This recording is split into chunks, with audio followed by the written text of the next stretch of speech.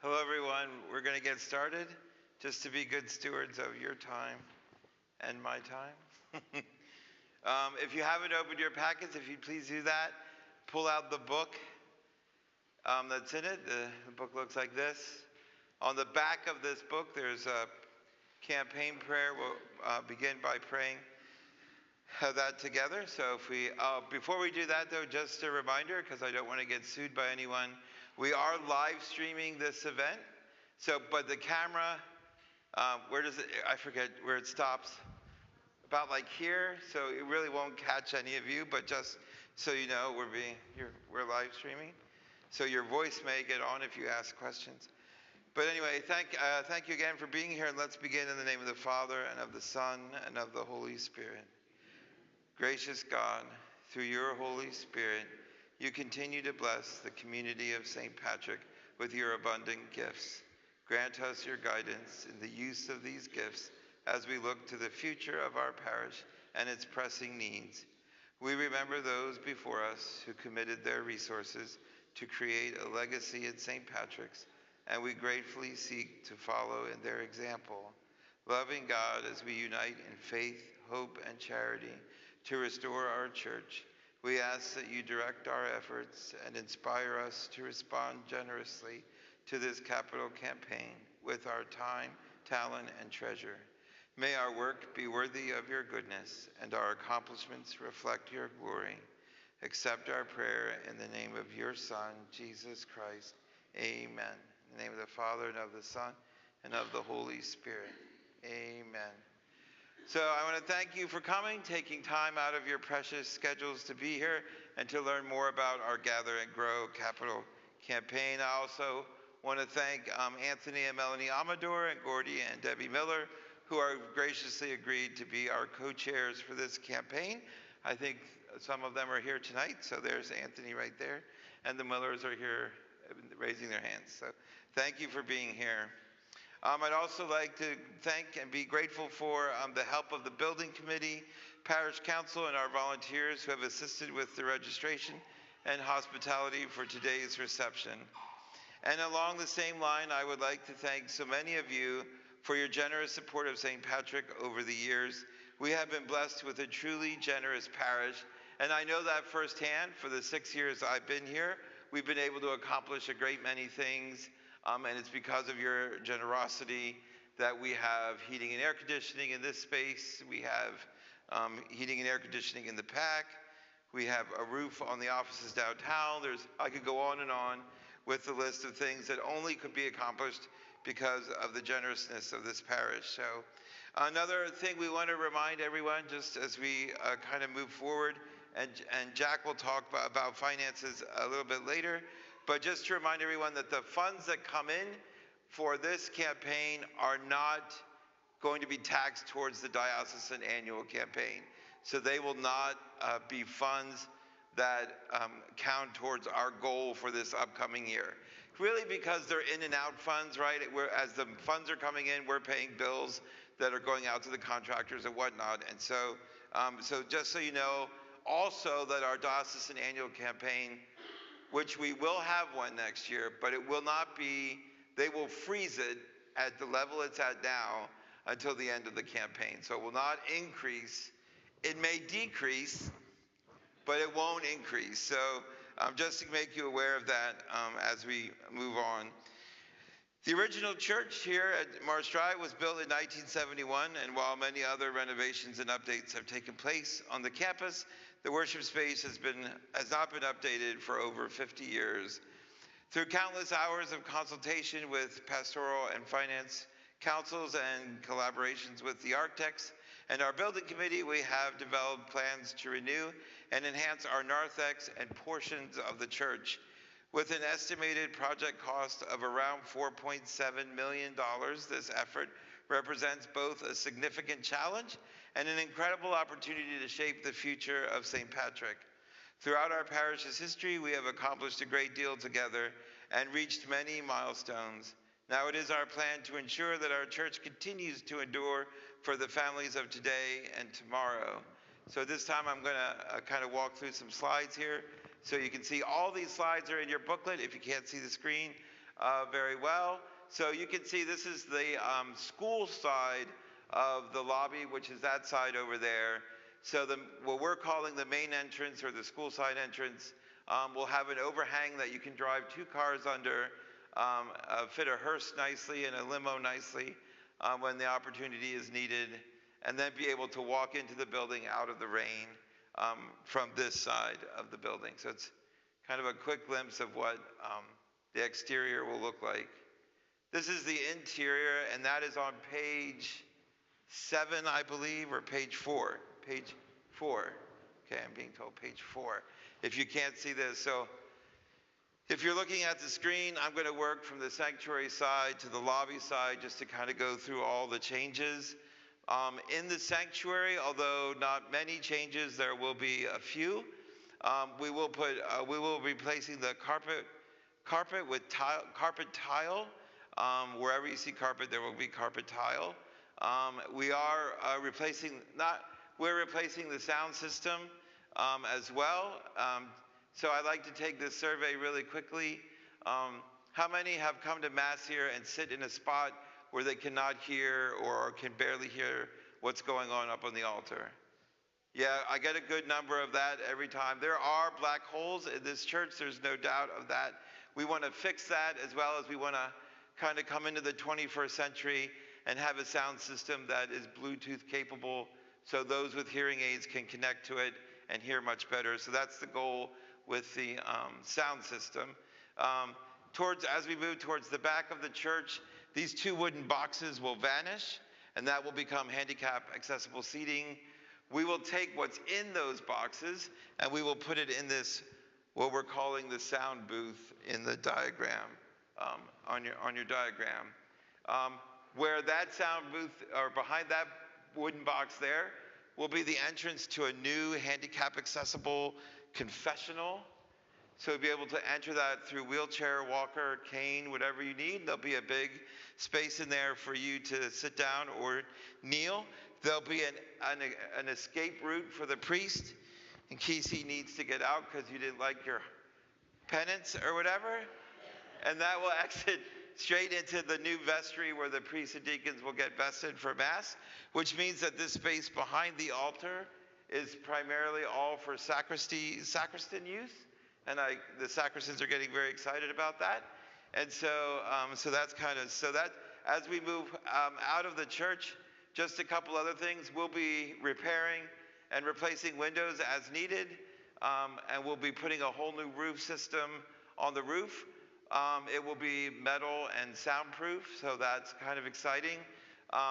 We will be doing a new, we'll be getting rid of that R2-D2 looking thing in the back with the 2 big holes in the square, right? And that will all move to a new ventilation system that will help the church and the lobby heated and air conditioned. So I think that's everything we're doing in the church. So we'll go out into the narthex, which is 3 times as large as the old narthex, so it's much bigger.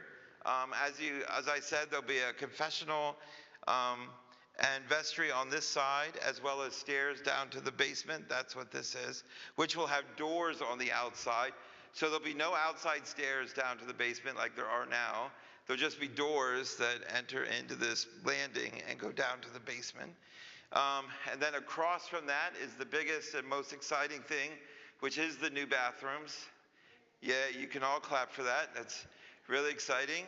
So we'll have larger, I think 3 times as large bathrooms for men and women, and we'll also include a family restroom, which will be right here outside the men's for changing diapers or for a spouse to help their spouse in there. So we have that. Then as we go across the school entrance to the other side, just that big open space, we hope to be able to use that for funeral viewing area. Right now, it's pretty sad what we use, very claustrophobic a bit. So we'll be able to use this space for the viewing area, and then this space for mingling, which is very exciting. This plan doesn't show it, but there are doors out to the patio on this side that go through out to this patio area that only now can you just stare at as you go to Coffee and Donuts, but you can't. You wonder how you get to it, and you just can't get to it. So there'll be doors to that on that side as well. So that'll be really nice. Sorry, where am I looking? Over here, right? So that's, besides the drop-offs outside, which we have, a nighttime, this is still the school side at nighttime. Someone said it looks like they're a hotel in Colorado. And then this is the Marsh Drive side, this side over here. So that will have a canopy, but it won't go all the way out over the drive. And it will have a drop-off area, but again, the canopy won't go all the way out to the drive. And you can see the metal roof in that picture. You can see I have to point to it, I guess. This right here is where we're hiding the HVAC units that are so ugly right now. They'll go up here under this kind of lip of a roof, and so you won't see those at all. And then one last thing about, put it on the putty. Oh yeah, there we go. One last thing about what you're looking at in the booklet on the screen. As you exit tonight, and I hope you exit through the lobby so you can see why we're doing what we're doing. Maybe use the bathrooms if you've never used them. But there'll be a movie running of a fly-through.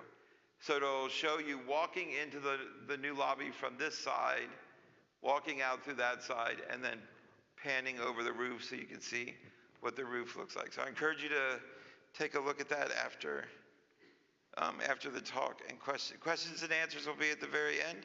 Don't worry, you'll get an opportunity to ask questions, but it'll be after Jack's talk.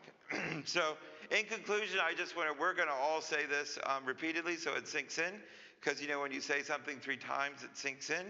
We know this is a sacrifice. We know this isn't part of your normal giving, and that it is going to be some kind of sacrifice for every one of you, but I think it's worth it. I think it's a need, not a want. These things have been this way for a long time, and I think it's time to kind of bring ourselves into the 21st century, bring ourselves to a place where we can be welcoming to all ages, especially those who are handicapped or need help or assistance getting in the building. What I didn't say about these plans, and if you look at them closely, there are no steps anywhere. After this project is done, the only steps into the church will be these doors here. The main entrance will have no steps on either side. Don't ask me how they did that. That was a civil engineer issue, and they trust me that it can happen, so I believe it. So again, thank you for your sacrifice. We know it's a big one. And at this time, I'd like to introduce Anthony Amador. Dun, dun, dun, dun.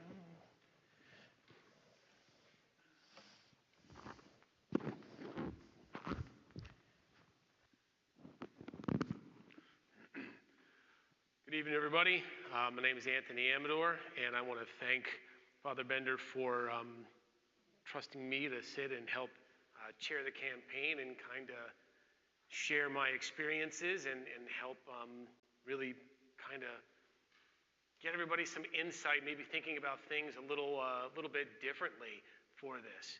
I was born 3 years after this church was built. So like me now, in my fountain slightly more than middle age, I'm starting to feel the wear and tear like the church. And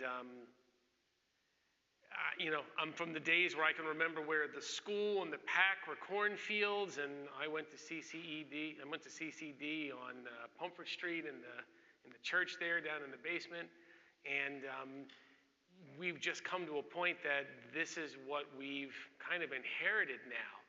But to take a look at it, we're a growing parish. Now, I'm a member at TMIY, and I see a couple of Timmy guys in the audience here, and we have what's called small groups on the weekend where we sit and we talk about God and support each other and how to be better dads and husbands. And the one thing that I've seen over the past 2 years is our small group every couple of months gets bigger. Whether it's from people converting to the faith, or people moving into the area, or military coming back and set down because they've had a good experience, or more importantly, births. New blood in the families, giving them roots and stuff here. There's when Kirk's sitting right there, you've got the newborn, and we're at it. And just in those 2 years, it's almost about 10 new parishioners right within our small group. And it's up to us to make sure that, we can kind of continue it, that they've got something to grow into, because those guys like me are local, which makes it more likely that they're going to sit and they're going to stay and they're going to grow up and they're going to see that and enjoy the church and keep coming back to it year after year after year. Talking about some of the improvements, Father was talking about the expanded or enlarged confessional. Now, a few years ago, I put a large drill bit directly into my foot that the surgeon had to go splunking for it. And I definitely said a few words I should not have. And I needed to go to confession, but swinging around on that little cart and stuff, I couldn't get in there. And I know we have some parishioners that have mobility issues, wheelchairs, walkers, canes, crutches, etc., that can't get into the telephone booth confessionals that we have on the side. So this is going to be a great opportunity to ensure that our family members who want to go and receive the sacrament can go and get that comfort from the good Lord. With that, about access and everything, those side doors that are in the narthex right now, you can barely get a wheelchair, a walker, everything through. And another thing that you can't get through there are caskets. Something we don't want to think about, but we've got to talk about. Now, in 2000, my mom, we had her funeral here, and we laid her out there in the narthex right between the two bathroom doors, which was neither reverent nor pleasant smelling. It was chaos. The church was filled. People are running back and forth in and out of the bathrooms. The kids are running through the reception line and stuff. And of all the things that I want to remember, that's one of the things that I remember of getting bumped by that bathroom door when we're sitting trying to have a send-off for my mom. We can sit and we can eliminate that. We can have this as a one-stop where we can have the weddings, we can have funerals, and do it in a way where we can sit and enjoy things with each other. When I was a kid, there was barely any ministries. Now, throw a rock and hit about 5 different ministries that we have. We have that space to sit and go and celebrate with everybody. Thinking of the weddings and everything, on the weekend you can see we have the New York City traffic backup on the side with everybody getting dropped off. With that nice archway that's coming out, traffic will be redirected. One, it'll be much safer of people coming through. You're not going to have people darting out. And you have that nice canopy that's going out where your daughter, whenever she's having her wedding, doesn't have to walk and ruin that nice gown that she has, and you can take pictures and wish them good luck on that new life that they're starting as they sit and they walk out. It's the small things, but some of those small things are so important. And other small things like a family bathroom. And I see Dr. Wynn, I've got twin girls. Thank you very much for all the help on the delivery for the twin girls. They are a handful, and if you didn't know, the men's bathroom has a changing station right next to the urinals, which is not fabulous at all. I cannot tell you how many times when I took them in to change, my favorite saying was, "Don't touch nothing," because they love to crawl around and get all into trouble and everything. So I'm sure the families, like Kurt, like everybody else that's having the children, it's going to be a blessing for them to sit and to be able to have that, and also to be able to stand back there as well. The voices are that Father hears from the altar throughout Mass are always welcome. But you're going to be able to sit with the glass doors and stuff that are there, and to really be able to sit and listen if your child, for whatever reason at that moment, can't sit still. It's just the little things. And it's nothing that it's not a want. I'm saying it's a need, and it's not an extravagant need. It's not going to be gold inlay and marble and gigantic statues and everything. It is going to be simple but nice, austere yet functional. It's not extravagant in any way, shape, or form. We're looking at function and need. Because the need, I have people coming up and saying, Anthony, well, why can't we just redo the bathrooms? Unfortunately, to do that, you would have to tear down 75% of the narthex to rerun the wire and the plumbing and everything and expand the walls out. Same thing with the roof. Why can't we just replace the roof? Same thing. It's all attached. When you start tearing down one, you tear into the other. And what we want to try to do is go with a metal roof. Shingles sit, blow off. We have leaks over top of some of our side altars and such, so you have damage and everything that you look at there. With a metal roof, something that we won't have to worry about. 15, 20 years, you get it cleaned, you get it repainted, we're good to go. It's one less thing that the church, as we give to the future generations, won't have to sit and to worry about. It's, again, a need, not a want. And sitting down and taking a look at some of these items, it gave my wife and I a chance to really sit and look at our finances.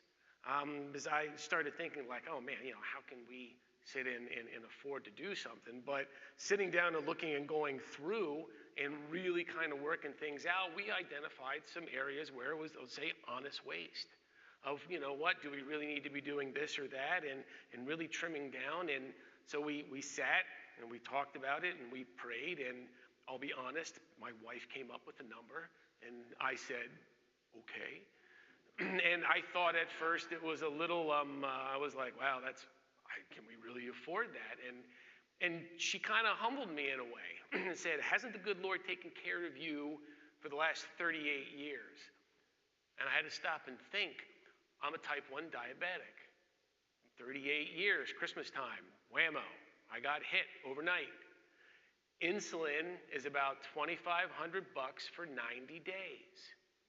On top of testing supplies, sensors, transmitters, everything else. And yes, through high school, college, grad school, when I first got out, didn't have a job, somehow, some way, I was always taken care of to get insulin and the supplies and stuff I needed. Whether it was from the doctor's office, whether it was from some kind of new program that my place of work offered in, or some other thing that happened to help me with those costs, I really had to think and say, yeah, good Lord is really taking care of me. So thinking of that in one way that I wanted to try to really sit and give back, I saw her number and I said, okay. And I played poker and I said, okay, I'm gonna up it. And so we now came to this item where we feel comfortable with what we're doing and we're in a place that we can do it. And it is a sacrifice. There's a lot of other things that we could be doing, but it's our chance that we want to sit and give back. And we realize that everybody's in a different position. Things going on, economy, between jobs. Some people are younger in life. Some people are getting on and they have that kind of, nest egg and what are they going to do with it? Who can they leave some stuff to? And really it's about, all we really want you to do is sit and take a look at maybe what's a possibility. Are you able to do it?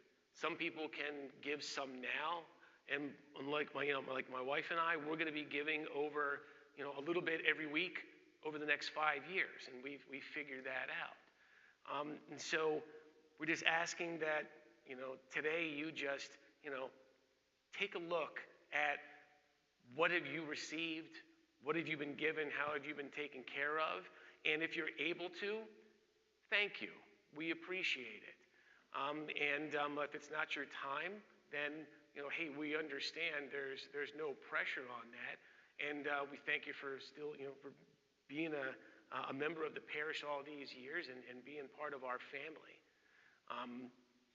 So just know that whatever you can give, if you can give, that no gift is ever forgotten in the eyes of the Lord. We all get repaid for our generosity. And just want to thank you for taking that time tonight to come out and for letting me kind of share the story and how I've benefited from the church and just how the good Lord has taken care of us. And so many people out here in this audience has just been a big part of our family and allowed me to share this. With that, I'm going to hand it over to my man Jack to give you some additional details. Okay, just as Jack switches microphones, if you turn to page 8 in your booklet, you'll see that big glass wall that Anthony was talking about, the big glass entrance into the sanctuary. Whereas right now we have a robot looking at us. That'll all go away and you'll have that. So that's my solution to a cry room, because I don't like cry rooms. So we'll, pump the sound out into the lobby, and families can stand there if they wish to, and still look through and see the altar and the sanctuary. So that's on page 8. Thank you, Father. And Anthony, as Anthony mentioned, my name is Jack Kearns, and I'm a Catholic fundraising consultant. And for over 35 years, I've been helping Catholic parishes and institutions raise funds for almost any reason why you think an organization would need to raise funds. I've been involved in many Catholic parish campaigns throughout Pennsylvania, New York, and Ohio. Our firm is associated with the International Catholic Stewardship Council and the National Conference of Catholic Bishops. So one of those bylaws state that we do not work on a percentage of the funds raised. So we're a flat fee fundraising firm. And whether a parish raises $3 million or $10 million, all your expenses and costs are already fixed and set in stone. So your fees will not go up, or costs won't go up for the campaign, regardless of how much you raise. The other advantage of being part of those organizations is that we're right up to date on the latest Catholic fundraising trends. So if something's working really well at a parish in Chicago or in Boston or somewhere else, we'll be informed of that, and we could try to implement those procedures in our campaigns. But of course, since we're doing this all the time, and as I said, for over 35 years, in all different types of parishes in this region, we keep our own data, and we pretty much know how campaigns usually work. And so what we typically find in a Catholic parish is it's the Pareto principle. People in business are familiar with that, maybe other people. And 20% of our donors will represent 80% of the money that's raised. And there's a lot of different reasons for that. And secondly, we will probably end up with somewhere around 600 donations from around 2,200 households. Primarily, one of the reasons that's true is, if you think about it, the parish reflects the community. And in the community, some people are doing well, and they'll be able to jump right on board and help out. There's another section, another group that might have to pull back. Maybe it's health concerns, job concerns, or something else. As we know that Carlisle is a little mobile, and so people are in and out all the time. So they come, they register at the church, but they're not here very long, and then they're replaced. So there's a lot of moving in and out of the parish. So that base of 2,200 families really isn't that solid. So it always boils down to a smaller number, and that's kind of a reality check. In every parish that we've worked in, it doesn't matter where we are, State College or Pittsburgh or Philadelphia or Altoona, Catholic parishes really work the same way, and the numbers pan out that way. And as I said, the parish reflects the community, and people are different, come from different walks of life and different potential. When you look around your community and you realize that, everyone's in a different spot. And so because of that, we put together this booklet that has a wide range of giving opportunities. And one of our beliefs is that we don't want to put a ceiling on anyone's generosity. Because what we see is that in parish after parish, if people are given an opportunity and they understand that they can have a big impact on what's happening, a lot of times they'll do that because of where they are at this particular time in life. So as we open up the booklet, one of the things also that I wanted to mention is that when you came in and registered, you received your own pledge card, confidential return envelope, along with the booklet. So we're asking that you bring the material home, and in the privacy of your own residence, think and pray about how you can help your parish at this time. And then if possible, over the next week or so, if you could complete your pledge form and return it in a confidential envelope, it could be put in a collection, it could be dropped off at the office, or just simply mailed back. And when we open up the booklet, we see on page 2 that in the Father's letter, he's asking that we consider that pledge, as Anthony mentioned, over the 5-year period. And when you look around here at St. Patrick's, it's a large campus. You have a school, you have a PAC center, you have the church. All these buildings, for the most part, were built through the pledge program. And maybe you relocated here from some other parish and somewhere else, and probably the parish that you came from, they built their church and their school and their facilities the same way through a pledge program. And that's what we're emphasizing here. It's worked here very successfully in the past, and we think and we know that that's the only way the parish could reach the goal of $4.7 million if we can spread it out over that 5-year period. And the other thing that we just want to acknowledge is that the foundation of all successful parish capital campaigns is based on equal sacrifice, not equal giving. So again, everyone's in a different spot in life. Everyone has different abilities. And after you do your soul searching and your reflection, I'm sure you'll come up with the number that works for you. But so it's not randomly, if we have, I don't know, 900 families give $5,000, we could raise 4.5 million. It's not going to work like that. I mean, it's a great theory, but again, we're going to have gifts at $100 and gifts at $50,000, and we already have a gift at $100,000. So there'll be a wide range of giving that's going to happen in the campaign. But the trick is, at the end of the day, to have a high enough average gift to be successful, we'll probably need an average somewhere around $25 to $27 a week. $27 a week over 5 years is about $8,000. The $25 would be around $6,000.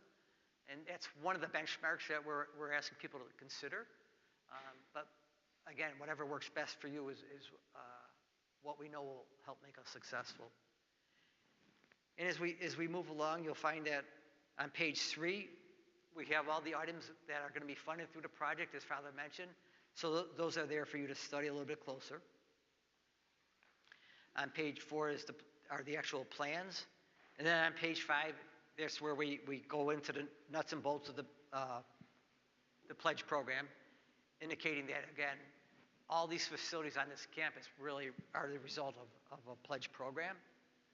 And then on page 6, we have a wide range of giving opportunities.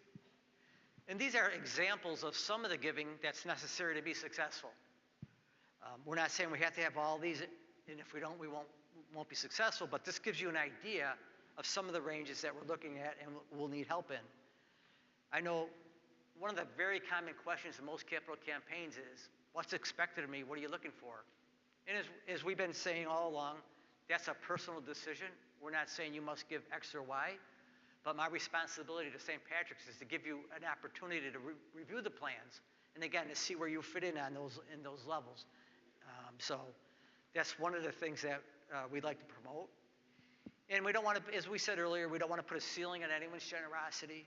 I know different campaigns I've been involved in. I was in Pittsburgh a number of years ago. We had a campaign like this. Afterwards, I spoke to a couple, and they said, Jack, I know what you're talking about. We happen to be in that sweet spot in life, and we're uniquely blessed at this time. When we started, moved into the parish, our kids were in school, and at the time they built the gymnasium. And we didn't have 2 nickels to rub together to support that cause. And we always felt bad about that. But now the kids are out of the house, they're out of college, they're married, they're doing well, and our business is doing well. So we're going to consider, and we will, and they ended up making a legacy gift to that parish at that time, only because it was the right opportunity and the timing was perfect for them.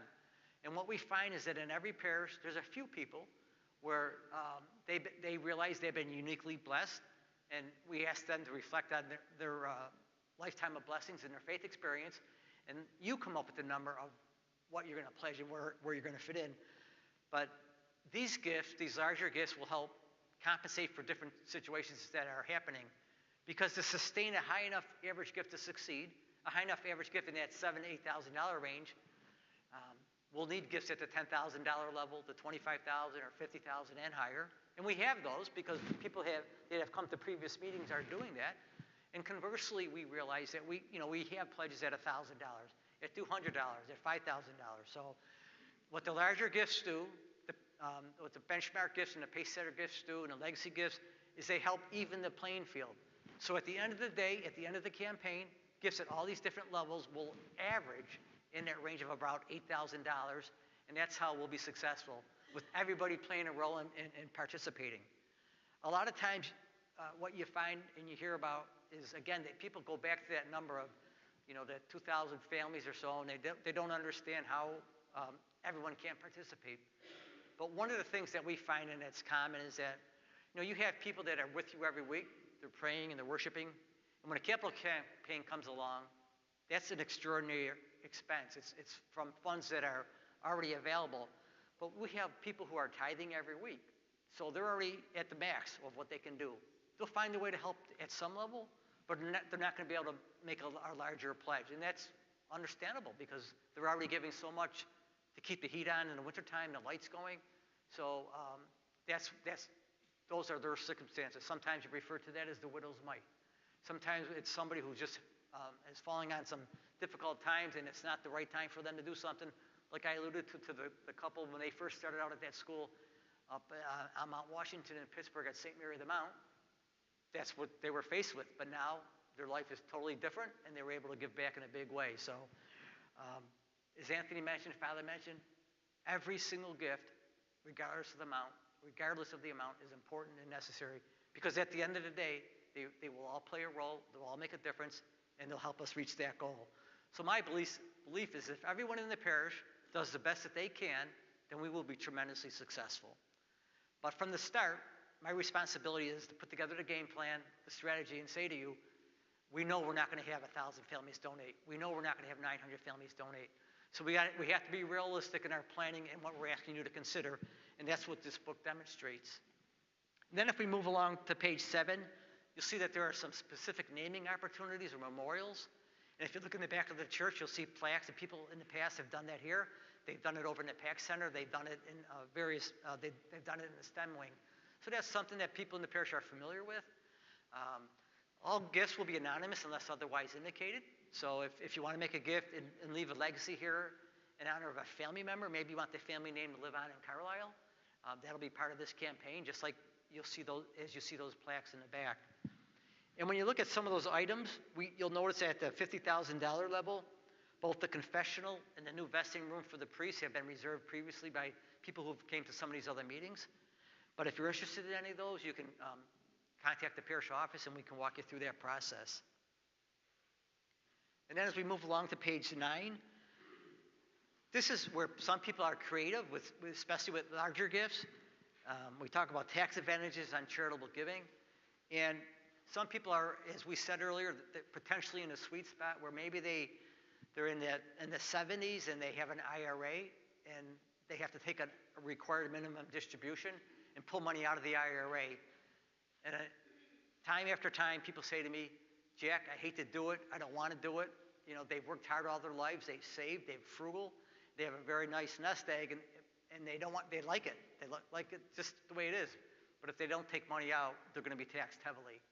One of the ways around that is if they could take their required minimum distribution and apply that toward the capital campaign each year for 5 years, then they won't be taxed when the money comes out.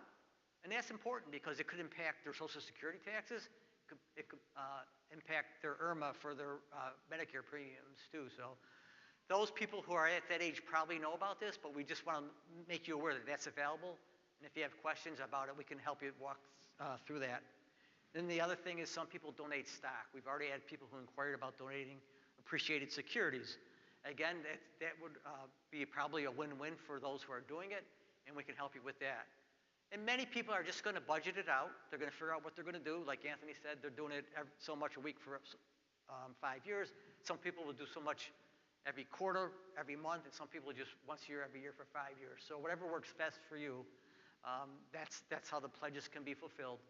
Starting in January, you'll receive a packet with your regular envelope packet, and there'll be a specially marked envelope in there for the capital campaign. So if once a month you're putting your check in based on what your pledge card says, then you can match that up. That's one of the things. And also, not until January, though, you can also do it online.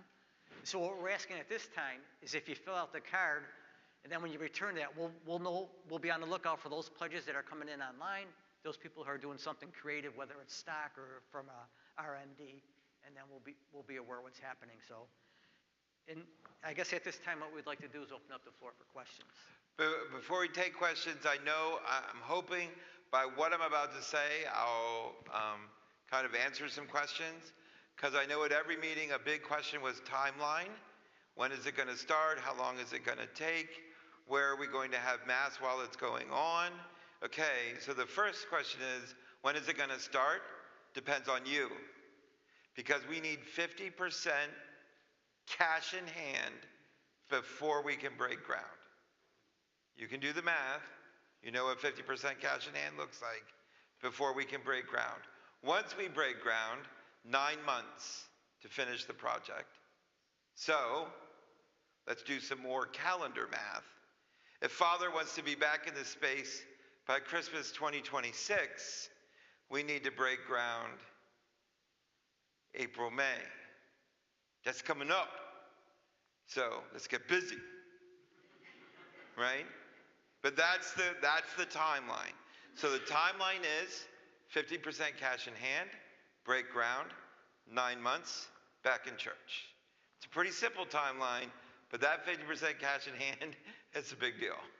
And the diocese won't that's a diocese rule. They won't let us break ground until we have that 50% cash in hand. So that's the kind of timeline we're looking at. I'd love to be in by Christmas 2026, but it all depends on how well the campaign goes at this point in the process. So I hope that answered some. Where's Mass while we're in? From breaking ground to grand opening, we'll be in the Parish Activity Center. We're pretty familiar with that, Christmas and Easter. We can turn it into a pretty decent looking church for that time period. So that's our plan right now for where we'll be while this is going on. So now we'll take questions. Remember, be nice. We're on live stream. Okay. Well, yeah.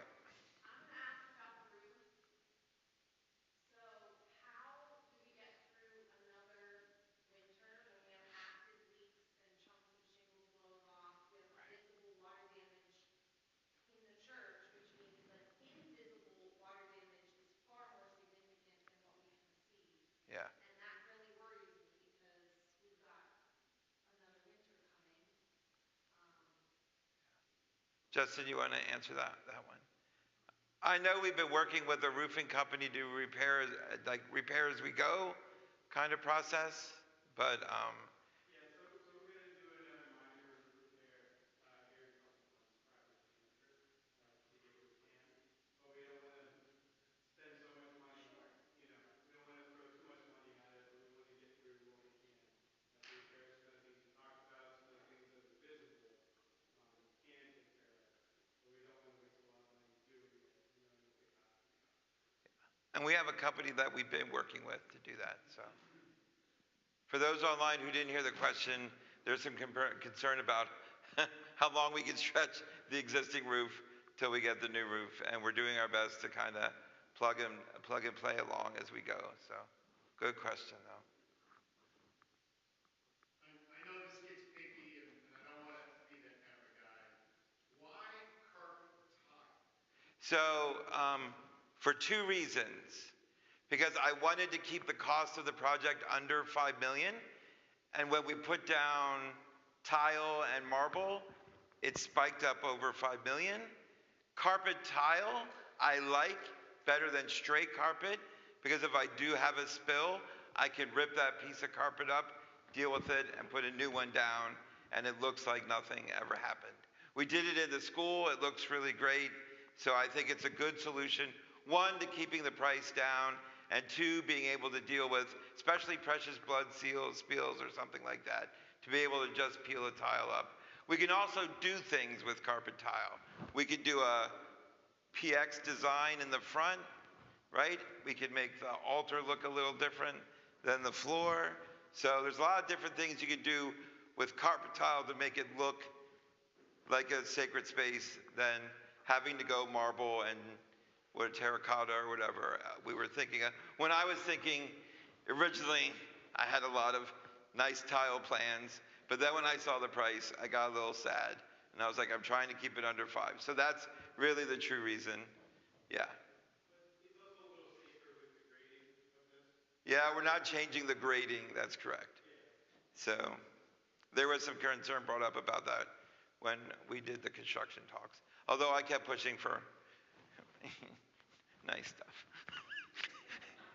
I kept getting shot down. It's okay. It'll be beautiful in the end, don't worry. But good question. Well, I'm just curious. I think you indicated there may be a little bit more seating, but in the next 5 years, based on your current growth rates, is this church going to be big enough to handle the parish? That's a great question, which was asked in a prior evening as well. This space holds 660. We don't fill it. Our biggest mass is 9:30. We get about 450 at that mass. So although it looks full at that mass, it is not. If you want to see how full it is at mass, you stand in my position and look out, and you can see truly it's about 450. So this space, and to be honest, the reason we haven't, and we got this at a few masses or meetings, why aren't we just flattening everything and rebuilding? Well, because that survey we took a few years ago, the predominant question, the predominant statement in that survey was, we do not need a new church. Please do not build a new church. And I listened to that. And I said, okay, we can do the things that we're doing and make, what we really do need is the beautiful lobby, and everyone agreed to that. Like, everyone agreed that the lobby needed renovated, but it was like 90-10 on we don't need a new church. And so, right now, I think our 11:30 and 5:15 aren't very full. I think I would add a mass before I would start thinking about building a new church, which you can easily do add a new mass, and a third priest. But I'm just kidding. But we will figure that out as we come along. But yeah, thanks for the question. What about budget overruns? Say that again. What about if you go over the budget of $4.7 million, where are you getting the money from? Well, we'll knock on your door first. I'm just kidding. No. So we're going to do our best. And it is one of the reasons that we went with Pyramid Construction, because they have been really good at every project we've done, keeping it under budget or building in a contingency that they don't use. And so we're hoping that that's the case with this. But to answer your question in a more broader sense, the diocese provides what they call bridge loans. So they'll cover the invoices as they come in if we don't have the money to pay for them. But then as our money comes in, we'll pay off those bridge loans to keep us in the black. But the diocese has our back, covering us in case there's invoices come in and we don't have enough cash in the capital campaign account to pay the invoices as they come in. So that bridge loan system will help us out. Hopefully we won't hit that. I keep praying for that every day. But again, Pyramid builds in a pocket contingency to cover expectations we don't know about. And so hopefully that will be. But good question. That was a great question. Star, he gets a star. So. Any other questions? Yeah, red coat. So on the picture, it shows you're going to drive under the overhang. Yes. That just doesn't show up on the blueprint. So that picture is what's not. On the blueprint, you're right. It does not show on the blueprint. So, but that's what it will look like in the picture. But you're right. It doesn't show on the blueprint. The blueprint stops at the sidewalk. Sorry about that. Just one other thing, again, you considered the carpet tiles as fantastic. Are we also considering the rest of the materials that are being used to make sure we can upkeep them? We haven't gotten to that minutia yet, to be honest. Like what the floor is going to look out in the lobby or anything else. It was just the carpet tile in here that was decided. So yeah, we haven't, like what the lobby materials are yet, we don't know 100%. I mean, they probably do to get that 4.7, but we haven't really sat down and talked out the details. Right, exactly. Yeah. No, okay. Any other questions? These are good. I think these are the best questions of all the meetings. So good job. Stormwater management, the sinkhole mitigation is completely separate. Completely separate. Yep. Well, you'll be the first to know that they started now and they stopped. because of supply chain issues. So we're not starting up again until early January. So that's kind of been put on hold because some of the materials they need are just supply chain issues is what it is. So, yeah. But that's a completely separate, yes. Are these doors going to be fixed up at all? We're, again, like Anthony said, we're going to try to repurpose the lobby doors that we got when I first got here into these doors, so there will be a little restructuring of these doors. Just not sure what that looks like, but yes. And I agree they need a bit of restructuring, these doors. But other than the doors, the entrances in aren't being touched. So the stairs will remain as they are on the outside of both entrances. Like the outside of that concrete and that concrete are not being touched. Is One that? thing that is changing on this side for the narthex entrance on this side here, those steps coming up, the contractor is going to grade up the road for us. So all the stairs will be Gone. eliminated. Yeah. So they're just going to change the way the road comes in. It's not going to be a canopy that comes out, but there won't be those 3-4 steps, the long walkway Yeah. and the other steps going in. So that's another bonus. Bonus. To keep that a little safer out there and make it easier to drop people off at that exit as well. The hope is that if we make these two entrances pretty enough, people won't pay attention to these two entrances. That's the goal. We are not sure what that's going to look like. There will be some parking over there, but not a great deal. But yeah, good question too. How is this going to impact school operations during construction? We don't know the answer to that. You mean as far as pick up and drop off? It won't affect the entrance to the school at all. Construction material storage, vehicle storage? Won't affect school entrance at all. That's what we're being told. So we'll see how that pans out. But no, I know right now. Nowhere that affects the school, I'm told. So, and they're currently familiar with what affects the school because they're dealing with it with the sinkhole project. So it's the same company doing the sinkhole project that's doing the The what? Yeah, so the parking lot is still part of the plan. So unfortunately, we're probably going to have to paint it twice, but that's okay because they'll paint it after the sinkhole project and then we'll paint it again after this project. There'll be better lighting out in there. I mean, the lighting's pretty good now since we switched to LED, but we're going to still work on that as well to make it even better. And they won't, for this project, it won't just be repainted, it'll be redesigned. So it'll look, I don't know what that looks like either, please don't ask me. But I know that this entrance affects some of the parking area, and so they're talking about a redesign of the lines for that project. So, but we'll, after the sinkhole project is done, it'll be paved and painted again. We're just gonna love painting and paving our parking lots, this is what we're gonna do. So, but I'm told school, like, because it's Pyramid, they know our school. Like I've been told it won't affect. So we'll see what that looks like. Yeah, I hope so.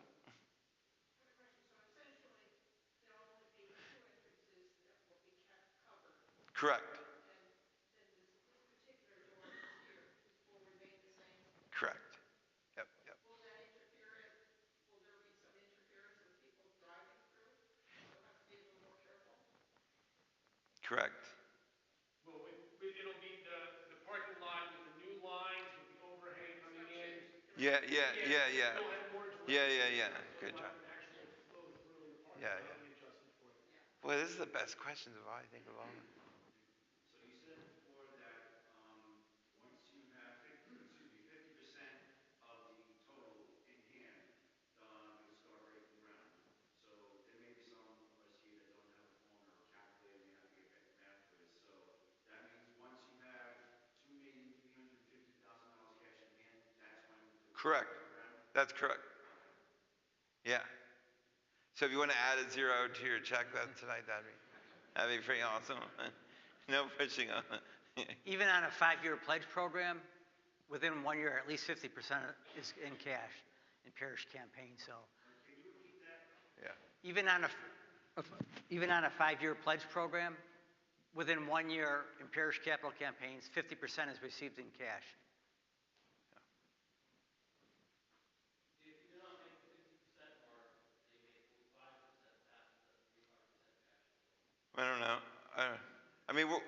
project's gonna happen. If we have to borrow $5,000 from the diocese to get 50 grand, you get 50% cash in hand, then that's what we have to do. Like the project's happening. I want the money to come from us, not the diocese. And so, right.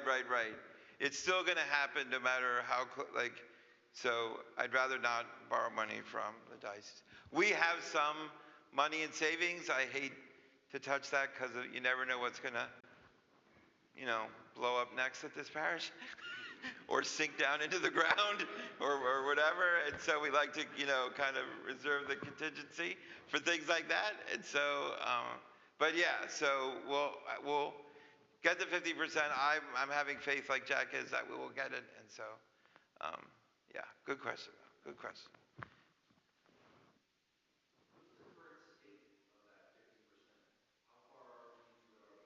That's okay. I'd love to give you that answer tonight, but that's a November 23rd answer. So you have to come to the Mass the weekend of November 23rd. We'll announce where we are in cash, where we are in pledges that weekend, just to give a kind of boost for the next part of the campaign, right? Is that kind of the idea? So the purpose of these meetings is to generate as much momentum and enthusiasm as possible for the weekend of November 23rd. That's our Commitment Sunday weekend. So that's why we're asking for the pledges over the next 2 weeks, so that we can announce to the parish where we stand in pledges and cash. And also what that'll do is that'll help motivate other people who are kind of on the sidelines right now and they're thinking about, can they support it? How are we doing? And if we're at close to that 50% mark at that point, that'll be a good sign and it'll draw more people into the campaign. So one of the ways that you can help also is if you can have your pledge in by the 23rd, and that'll, as I said, bring in more pledges. It'll create the bandwagon effect where people want to be part of it, regardless of whatever they're going to pledge. It inspires more people to come on board.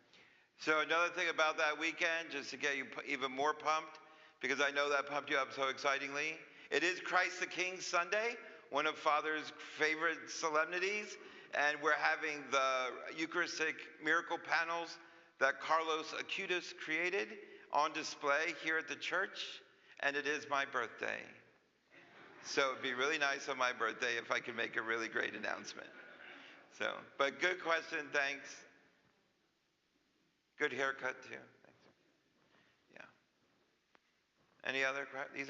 These are the best questions of all the meetings.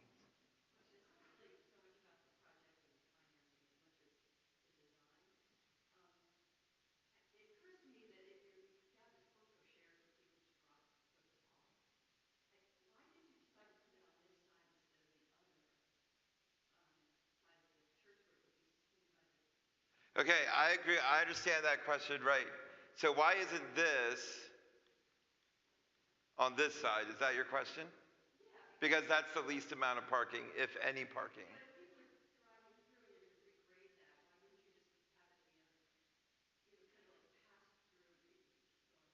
Well, because we still need it to be a basin.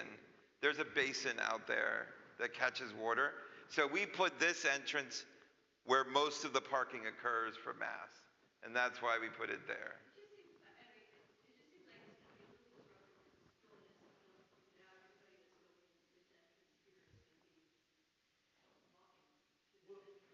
Right.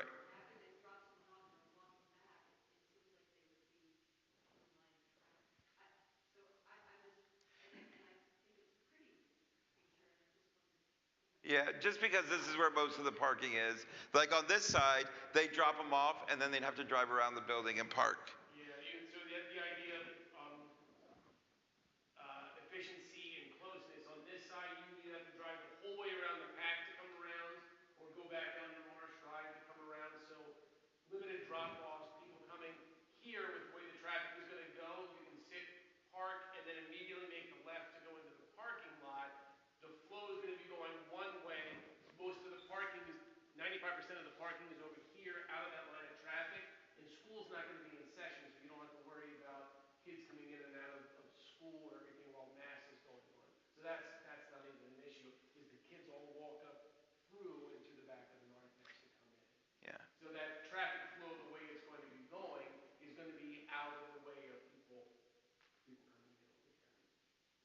Yeah, for most of our school students enter the school through the breezeway or through this side of the building. The buses drop off at this side of the building, and the cars drop off at the breezeway.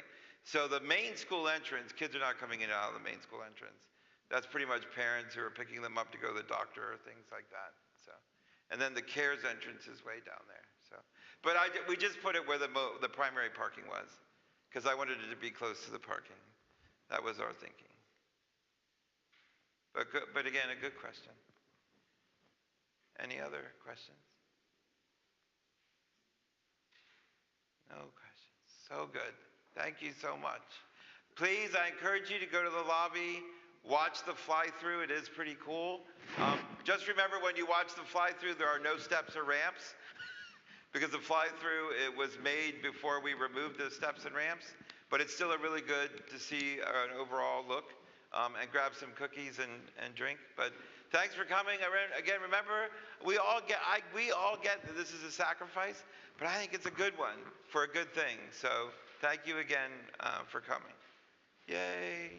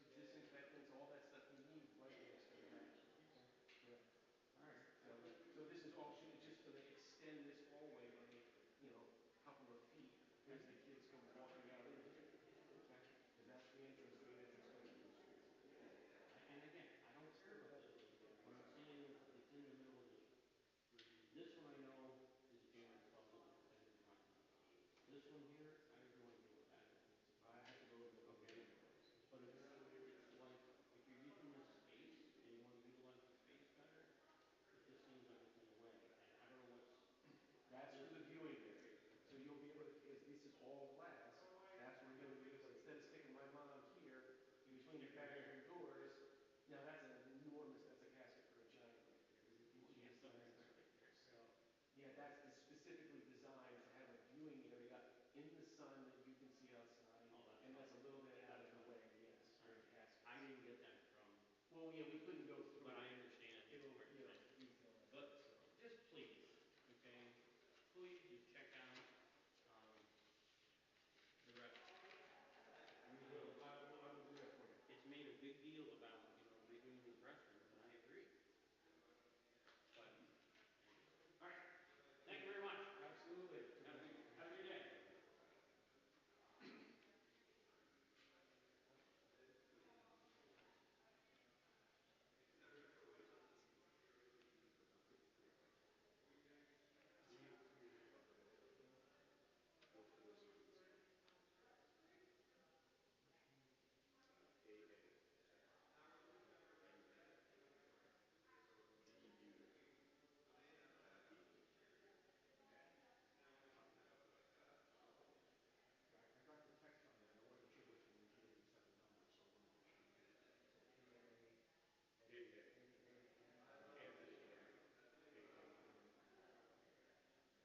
Good. So for the, not next weekend, but the weekend after, I mean, for next weekend, you're gonna do 9:30? Yeah, I'll be there. Okay, I'm gonna do 9:30, and then I'll go ahead and do Saturday between 8 and 10. Okay. Okay, Yeah, and because you've been doing most of the stuff anyway. I know he gave us this.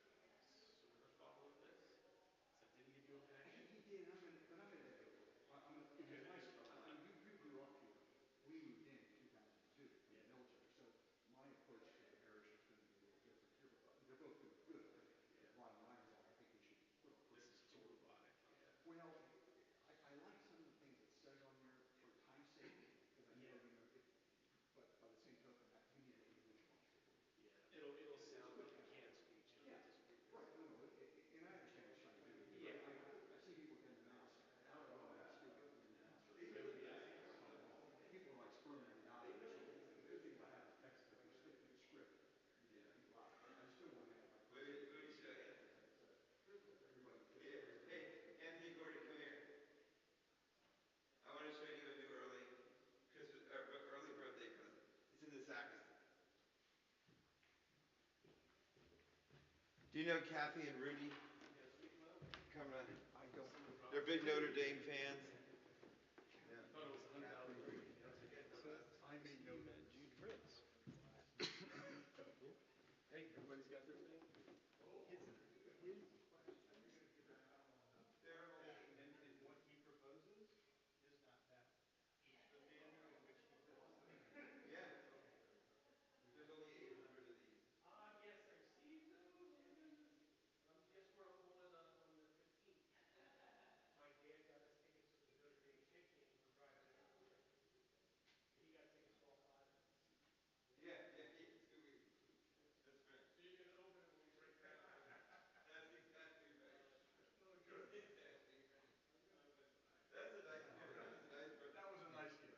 That was a He very said, nice gift. after they came to one of the receptions and saw how much work this was, they were like, Father, we thought you'd need this. It's like, I don't know. Well, that's good. I think. They're good I think people. it's gonna go well. I think, like I said, it's. Everyone I hear in the lobby says that Father looks amazing. Like, we need this. Yeah. And Well, this is, like you said, you distinguish between, this isn't a want, this is a need. need, yeah. And to me, when you say it's a need like that, and you establish the need, then I think people are more.